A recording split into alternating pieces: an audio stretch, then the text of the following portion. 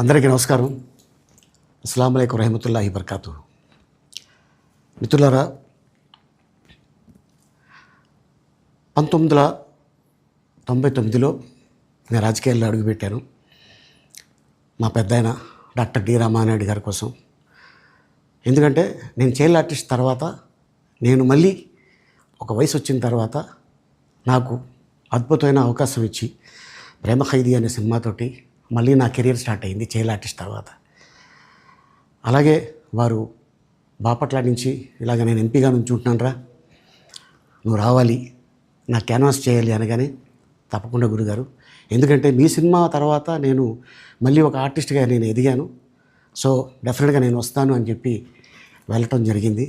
అప్పుడు టీడీపీ హయాంలో దాదాపు ఒకే పార్టీలో 20 సంవత్సరాలు నేను ఉన్నాను. తర్వాత మళ్ళీ ఇటు రావడం జరిగింది. నాకు అన్నం పెట్టింది ఫస్ట్ నా తెలుగు ఇండస్ట్రీ, నా తెలుగు ప్రజలు, ప్రేక్షక దేవుళ్ళు, నా నిర్మాతలు, నా డైరెక్టర్సు, నా హీరోలు. ఈ రోజున ఈ రేంజ్లో నేను ఎదిగాను. 45 సంవత్సరాలు ఇండస్ట్రీలో ఉన్నాను.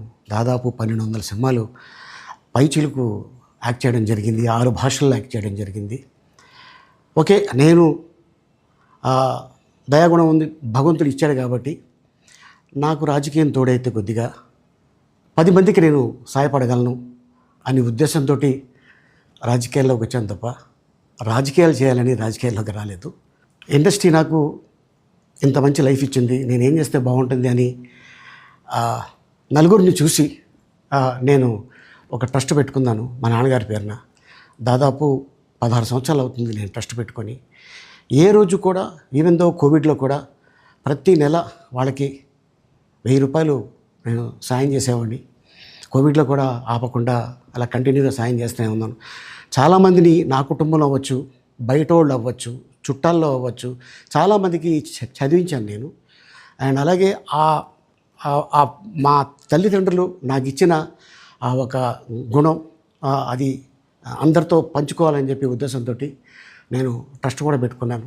నా ఇన్కంలో దాదాపు 20% నేను ట్రస్ట్కి ఇవ్వటం జరుగుతుంది. గతంలో కూడా చెప్పా, ఫారిన్ కంట్రీస్లో ఏదైనా ఈవెంట్స్ చేస్తే దాంట్లో నుంచి 60% ట్రస్ట్కి వెళ్ళి 40% నేను తీసుకునేవాడిని. సో ఇట్లాగా చాలా సేవలు చేసి ఉన్నాను కాబట్టి ఈ మాట కూడా నేను మీకు చెప్పుకుంటున్నాను. అండ్ అలాగే నేను వ్యక్తిగతంగా ఎవరి మీద ఏ పార్టీలో ఉన్నా కూడా నేను నా పార్టీ గురించి నేను పొగుడుతాను, అక్కడ ఉన్న వ్యక్తి ఎమ్మెల్యే క్యాండిడేట్ గురించి నేను పొగుడుతాను, నా నాయకుడిని నేను పొగుడుతాను తప్ప ఎప్పుడు ఎవరిని కూడా ఒక మాట అంటాం కానీ వాళ్ళ లైఫ్ గురించి కానీ వాళ్ళ పర్సనల్ లైఫ్ గురించి కానీ ఎప్పుడు కూడా ఏ వేదిక మీద కూడా మీరు వెతికినా కూడా దొరకదు. అండ్ అలాగే సో నేను ఈ రోజున మీ ముందుకి రావడానికి కారణం ఏంటంటే, నేను ఏ పార్టీ మనిషిని కాదు, ఏ పార్టీ సపోర్టర్ని కాదు, ఐఎమ్ జస్ట్ కామన్ మ్యాన్గానే ఉండి ఇక నా సినిమాలు, నా షూటింగ్లు నేను చేసుకుందామని చెప్పేసి అనుకుంటున్నాను. That's it. ఈ మాట చెప్పడానికే నేను మీ ముందుకు వచ్చాను.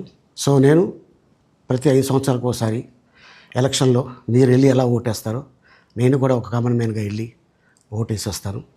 సో రాజకీయాలకి స్వస్తి, గుడ్ బై, థ్యాంక్ యూ.